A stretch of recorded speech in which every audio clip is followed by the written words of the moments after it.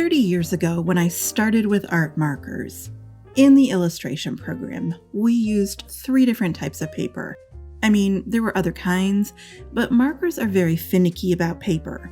So with markers, we always used layout paper, Bristol board, or illustration board. Today, we're overwhelmed by so many new and innovative paper options. But is any of it better than the old school stuff? Unfortunately, I have to find out. I'm stuck. I have no choice. The niche paper that I have loved for years is gone. Poof! The entire company went out of business. So after working on a paper that did everything I wanted it to do and more, I miss it so much. Now I'm in your shoes. I'm back at square one, looking for the best marker paper in a bottomless ocean of options. When I go online, everyone says, this paper is best. No, this paper is best.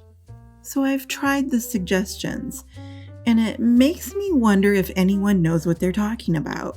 People are singing the praises of paper that simply do not perform well. I don't understand why people like them. So join me in this series of videos as I search for a new marker paper. I don't know if I'll find a new favorite, but come along for the ride anyway, because you'll learn something. Actually, we'll both learn something about the markers, the paper, and ourselves. Okay, so when my favorite paper went poof, basically 90% of my students, like everyone but my absolute beginners, I had them all using this paper. So I had to pivot really fast. I ordered about 40 different kinds of paper. I totally blew my operating budget to find something that I could teach with. And that's when I discovered how awful the internet is. Most of you with blending issues, you don't really have blending issues. You've got paper issues. You have marker advice issues. So when nothing I ordered worked the way I wanted it to, I went old school, back to the paper that I used in school. I pivoted everyone back to Bristol board. At least then I knew what we were dealing with and what to expect. But I'm still searching. Off to the side when I'm not busy teaching and filming, I'm testing paper. And this is where some of you will think I'm being dramatic. Just go to the store, Amy, read the paper labels and pick one. Then head home and draw some boxes. Test a few blends. Draw a circle and then color it really badly using ugly markers. Yeah, and bad technique. And way too much ink. Everyone on YouTube does this. You've seen it. Which again is exactly why I wonder if anyone today knows what they're talking about. How often do you color boxes? Have you made any good cards with spheres on it recently? No? This is not how to test paper. This is a waste of your time and mine. The box test is good for one thing and one thing only. If you're paying attention, it can eliminate the worst papers. Most paper can't pass the box test. Start with a dark staining ink. It has to be a staining ink, and it has to be the dark ink first. Don't go flooding the area. Don't rub and scrub. Don't cheat by coloring light to dark, and don't hit the blend like a 4th or a 5th time with extra juice. Just color normal. Then wait 10 minutes and see if the blend gets any better on its own. If a paper can't handle normal markers under normal conditions, if you have to do anything special to make it work, it's not good paper. It's not worth your time. It's not worth your money. It's not worth wasting precious marker ink. A lot of you are using paper which can't pass the normal test. And when that paper fails, as it always will, every time you blame yourself. You figure you're just not good at this blending thing. No, it's not you. It's the paper.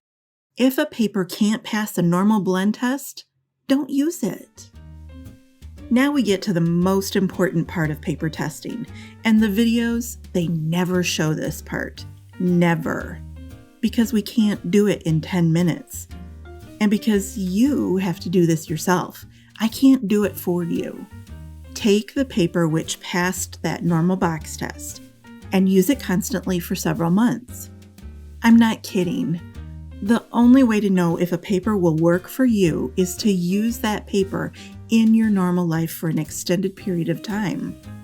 I know you want the answer now, but that's not how life works. These videos, this kind here, they're garbage because 10 minutes in a side-by-side clickbait test, it's not enough to listen to the art supplies, to feel how the marker responds to the paper, to understand how to make that paper look fantastic, and to learn whether this paper can contribute to your art. You have to work with it to see if you can work with it. Okay, so I started this video with my pivot back to old school marker paper. That's what I'm using here on the Kiwi Slice project. Bristol board is the OG mixed media paper. I'm not kidding, it goes back to the 1800s. Mr. Bristol wore his jackets long and his pants short. Bristol is a style of paper. It's a manufacturing process, not a specific brand. Bristol board is made by many companies. There are quality differences, but for the most part, if it says Bristol on the label and it's not dirt cheap, then you kind of know what's inside.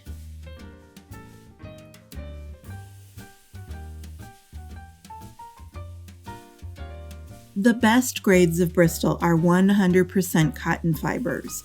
Ideally, we want to limit the amount of wood fiber in any marker paper that we use. Wood and markers are not friends. Bristol has also not been sprayed with any polymer coatings, and there's no starch sizing. Many papers are coated, and this prevents feathering, but not Bristol, and that's better for your markers. Instead, Bristol is a calendared paper, which means they press the paper fiber between sheets of metal. This smashes the paper fibers together really tightly. The very tight grain of good quality Bristol board prevents most feathering. Why is it called Bristol board? Bristol is a sandwich, several layers of the same paper. One layer of Bristol is often called Bristol paper. It's thin, and that's not great for markers. 2 layers is when the magic starts to happen. 2 sheets of Bristol paper are glued together, and now technically it's Bristol board. 3-ply is 3 layers, and they also make 4-ply. Because it's the same paper all the way through, you can draw in color on either side of Bristol. There's no front or back. Both sides are the same. Illustration board is actually the next level of Bristol. They take 1 or 2-ply Bristol and they glue it to an archival paper board. This makes an extra sturdy version of Bristol. I'm using Strathmore Bristol here, and Strathmore is the brand that I have used for years. It's made in the United States, so it's always been very easily available, even in my little rural area. It's a reliable and consistent brand. It's kind of like that good friend that you know will always be there when you need him. Strathmore makes different grades of Bristol, with several finishes. 300 is the student grade option with a yellow cover. That's what I'm using here. It's a little bit coarse. 400 is the original Bristol, and that has a brown cover. I use 400 the most. 500 is the highest grade with a white label. I always have 500 on hand, but to be honest, I find it hard to justify the price of 500 for students. I'm using the 300 level here, and if you go back, every video that I've made over the last 6 months, it's been on 300 Strathmore. Strathmore Bristol comes in several finishes. The finish is the surface texture or the tooth. Vellum in Bristol is a texture. We're not talking about the translucent decorative vellum that card makers like to use. A vellum surface is one step smoother than, say, cold press watercolor paper. The texture of vellum finish is actually a little bit more wavy than toothy. Semi-smooth is one step smoother than vellum. I love semi-smooth, but it's hard to find. Smooth is kind of like hot press paper. This is a silky surface that's best for markers. Plate is super duper pressed. It's good for markers, but it's almost too smooth for colored pencil details. It's also only available in that 500 series, so you'll pay more for it. I don't think Bristol is a beginner paper, at least not for marker beginners. I start my beginning students on Express It blending card because if I'm teaching blending techniques, I want you using the paper that was born to blend. Express It blends on its own. Bristol does not, and that's why I save Bristol for the intermediate and advanced classes. Alcohol markers are made with dye. At the chemical level, dyes want to bond permanently to paper fiber, especially wood fibers. Bristol allows more bonding than Express It, and that's why blending is just a little harder with Bristol and a little easier with Express It. You can still blend on Bristol, it just requires better technique. And blending on Bristol, even on this student grade Bristol, it's still easier than blending on mixed media paper or office cardstock, both of which contain a lot of wood pulp and other highly staining fibers.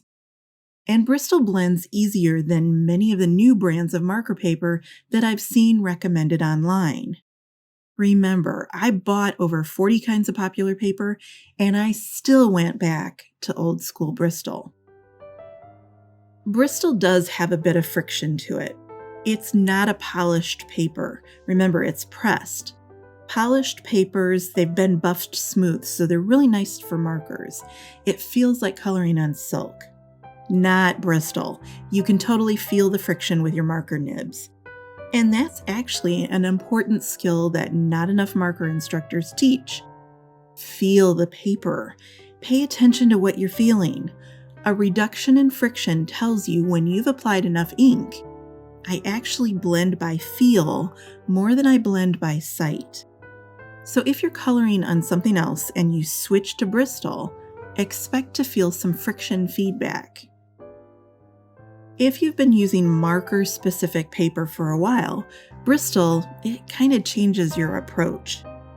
People who do a lot of blending, we develop these dainty and delicate techniques using very light pressure and very soft strokes.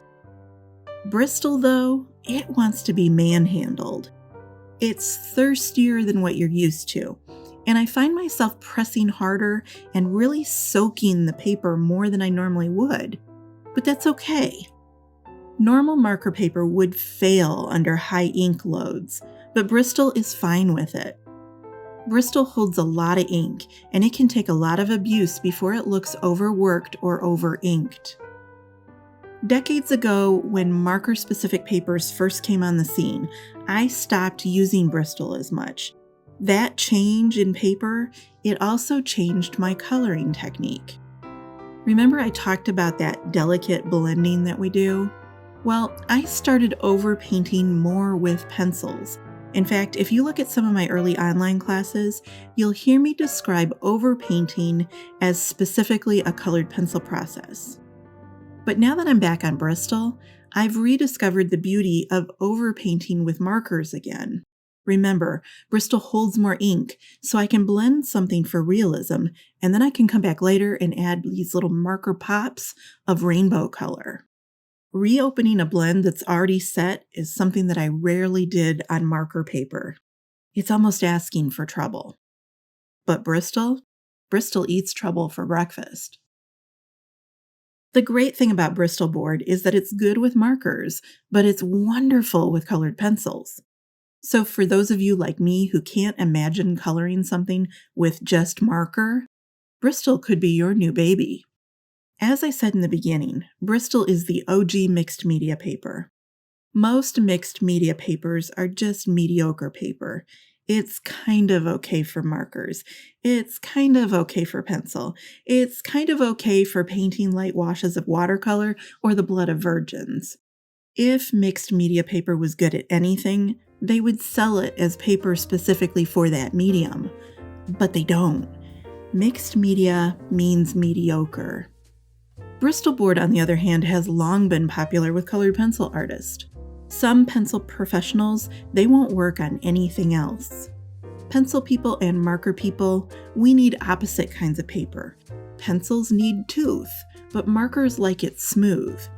So to have Bristol, which is loved by both pencil artists and marker artists, plus it's actually quite good for pen and ink, calligraphy, and graphite drawings, Bristol is not mediocre. That's a rare find. Is Bristol perfect? No. It jams in some printers. So if you print and color digital stamps, you may need to upgrade to a printer which can handle thicker, less bendy paper. I'm also not a card maker. I don't stamp stamps and I don't cut shapes with dies.